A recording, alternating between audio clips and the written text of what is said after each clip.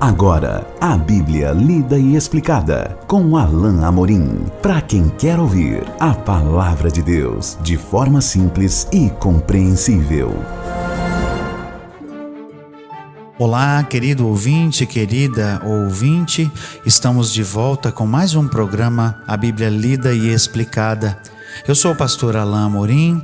Nós estamos continuando o nosso estudo no Evangelho de Mateus, na reta final do Evangelho, como já temos dito, no capítulo 26. Essa que é a última porção narrativa do Evangelho de Mateus, chegando ao final, no auge do Evangelho, que é a morte de Jesus, o sacrifício de Jesus na cruz e depois a narrativa final da sua ressurreição. Hoje nós vamos ler juntos e considerar os versículos 14 até ao versículo 25. Então acompanhe comigo essa leitura. Então um dos 12, chamado Judas Iscariotes, indo ter com os principais sacerdotes, propôs: que me quereis dar, e eu vo-lo entregarei? E pagaram-lhe 30 moedas de prata. E desde esse momento em diante buscava ele uma boa ocasião para o entregar. No primeiro dia da festa dos pães asmos, vieram os discípulos a Jesus e lhe perguntaram: onde queres que te façamos os preparativos para comeres a Páscoa? E ele lhes respondeu: ide à cidade ter com certo homem e dizei-lhe: o mestre manda dizer, o meu tempo está próximo. Em tua casa celebrarei a Páscoa com os meus discípulos.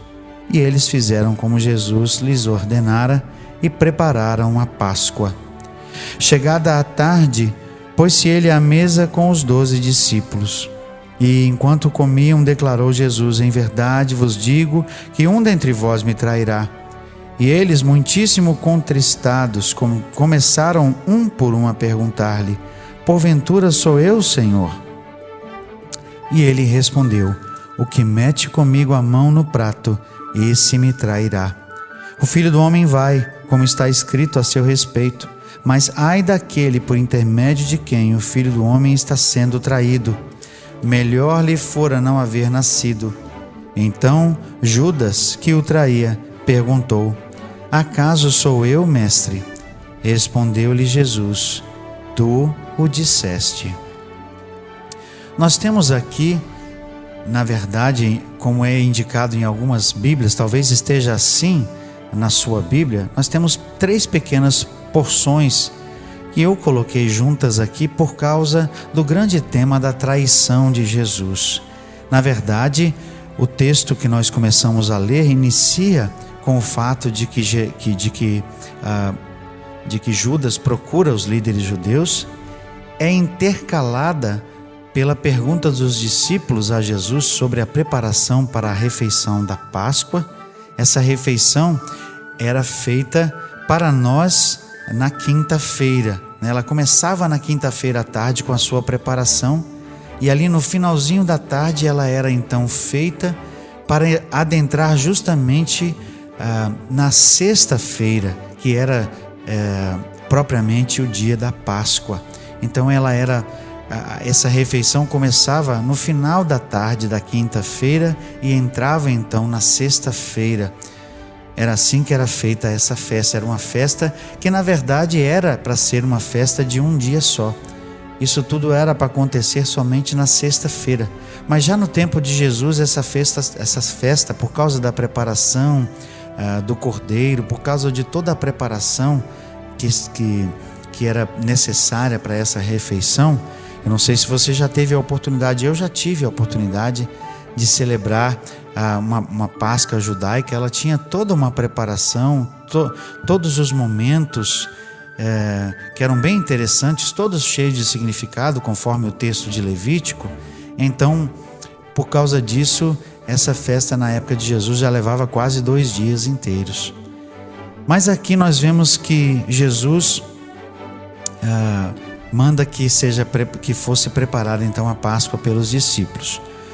Voltando para o versículo 14, nós vemos que Judas procura os sacerdotes. Judas é aquele que vai cumprir aquela escritura e vai entregar o Senhor Jesus. Mas ele quer fazer isso e quer receber algum dinheiro, algo em troca. O que sugere muito bem que um dos evangelistas estava correto, que Judas estava de olho na bolsa do dinheiro, não é? Por ocasião justamente daquele evento do perfume que nós vimos no nosso último encontro. Aqui ele pergunta: o que vocês querem me dar e eu vou entregá-lo? E pagaram-lhe 30 moedas de prata. Esse valor, meus caros ouvintes, era um valor significativo por dois motivos. Primeiro, porque um texto do Antigo Testamento predisse que esse seria o preço da traição de Jesus. Então é um cumprimento de profecia. Não é aqui observado por Mateus, mas ele é observado por outros evangelistas. Em segundo lugar, é também de extrema significância, porque 30 moedas de prata era o preço de um servo, era o preço de um escravo. Jesus foi vendido pelo preço de um escravo. Que ironia que fosse um dos 12, Judas. Que ironia que fosse por conluio, por traição.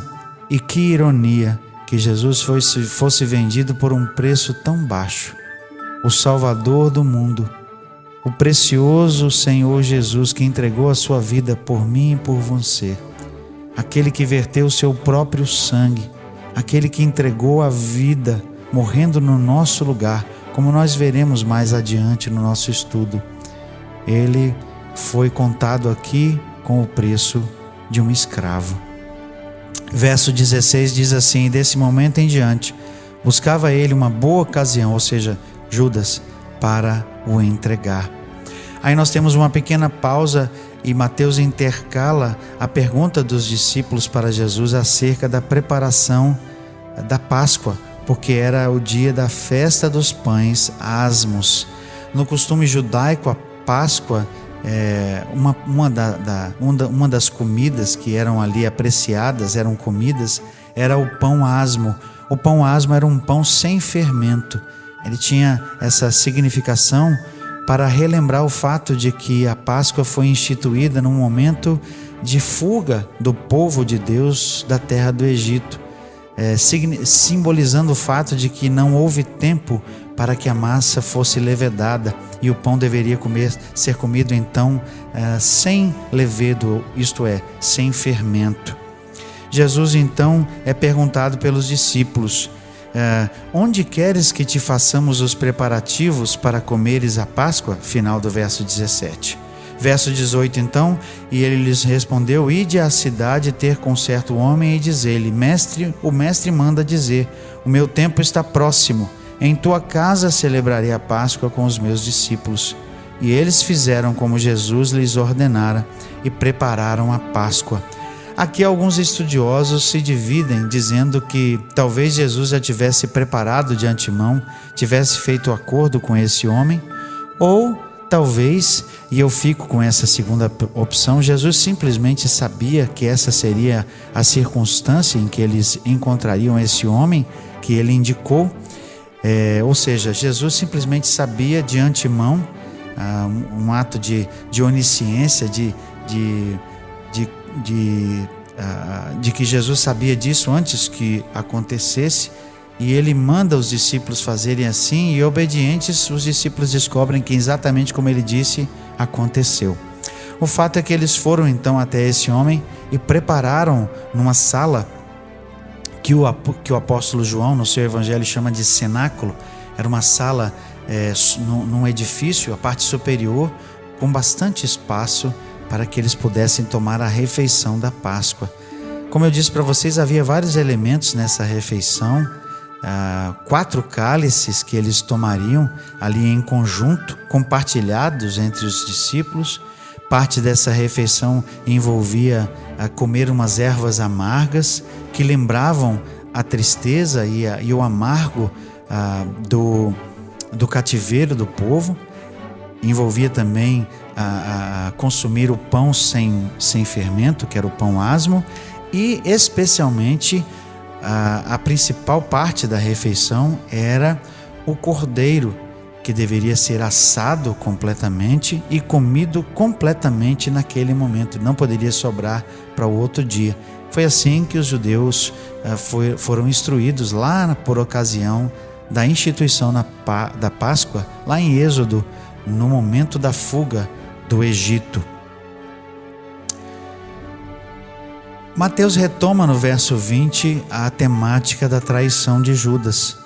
E então, durante a refeição, Jesus informa que ele será traído. O verso 20 então diz assim: chegada a tarde, ou seja, o finalzinho da tarde de quinta-feira, agora, na véspera da sexta-feira, que começaria ali logo que o sol se pusesse, não é? Verso 21 então traz o seguinte: enquanto comiam, declarou Jesus: em verdade vos digo que um dentre vós me trairá. E eles, muitíssimo contristados, começaram um por um a perguntar-lhe: porventura sou eu, Senhor? Os discípulos ficaram atordoados, chocados com aquela informação. Jesus já tinha dito várias vezes que morreria. Ele já tinha dito 4 vezes específicas. Ele tinha predito a sua morte. Na última, ele disse que aconteceria daí a 2 dias durante a Páscoa. E agora ele dá mais uma circunstância, e uma circunstância, melhor dizendo, terrível. Essa morte se daria por traição. Um de vós me trairá. Tristes e sem saber o porquê Jesus estava dizendo aquilo, cada um dos discípulos olha para si. Talvez eles estivessem também se entreolhando ali, reclinados, não numa mesa, como alguns já retrataram, mas numa grande almofada. Eles se reclinavam nessa almofada e comiam da comida que estava ali, justamente naquele espaço entre essa almofada. Esse local era uma espécie a formação era uma espécie de U, como nos dizem os estudiosos. Eles se sentavam com os pés para fora, de maneira que as suas mãos estivessem livres para comer, e havia ali pequenas mesas bem baixinhas onde a comida era colocada. Naquele momento, então, certamente eles tiveram a oportunidade de se entreolhar e de olhar para Jesus e um a um, como o texto diz aqui, eles perguntaram: porventura sou eu? Esperando, porque eles certamente sabiam que não trairiam, ou não era esse o sentimento que estava em seu coração, pelo menos, esperando que o mestre dissesse: não, não é você, não, não é você. Ou seja, eles perguntaram com a conotação de quem queria ouvir um não. Mas Jesus responde o seguinte, no verso 23, ele respondeu: o que mete comigo a mão no prato, esse me trairá. E nós vemos que Jesus depois singulariza Judas, talvez à parte, sem que os outros discípulos percebessem, mas o fato é que todos eles de alguma maneira comeriam do mesmo prato que Jesus. Mas esse momento aparentemente foi registrado ou foi intencionado para ser algo que somente Jesus saberia, Jesus e Judas. Jesus então diz algo que diz respeito ao fato de que isso também era algo predito pelos profetas. O Filho do Homem vai, verso 24, como está escrito a seu respeito, mas ai daquele por intermédio de quem o Filho do Homem está sendo traído. Melhor lhe fora não haver nascido. E então Judas, que o traía, perguntou: acaso sou eu, mestre? Respondeu-lhe Jesus: tu o disseste. A ação de Jesus aqui, provavelmente falando de novo daquela predição vinda do Antigo Testamento, teria sido ouvida pelos discípulos e foi registrada aqui pelo próprio Mateus, para cumprimento de mais uma profecia que falava especificamente da questão da traição do próprio Senhor Jesus. Mas Jesus diz: ai daquele pelo qual o Filho do Homem será traído. E então, talvez de lado à parte, Judas pergunta, verso 25, acaso sou eu, mestre? E a resposta de Jesus nos diz que o próprio Judas estava se incriminando. Certamente Jesus sabia que Judas já tinha tomado o curso de ação para que a traição pudesse ocorrer. Certamente ele conhecia o coração de Judas, que já não estava mais com ele. Já tinha se vendido até mesmo pelo preço de 30 moedas e tinha vendido o próprio Jesus por esse preço. Jesus sabia, e agora Judas diante dele se auto-incrimina. Porventura sou eu? E essa resposta certamente seria um sim. Nós vamos continuar o nosso estudo do capítulo 26 no nosso próximo encontro, continuando essa narrativa dos eventos que levaram à crucificação de Jesus. Até lá então, que Deus abençoe sua vida. Acesse agora nossa plataforma e baixe os podcasts www.rede316.com.br. A Bíblia lida e explicada com Alain Amorim.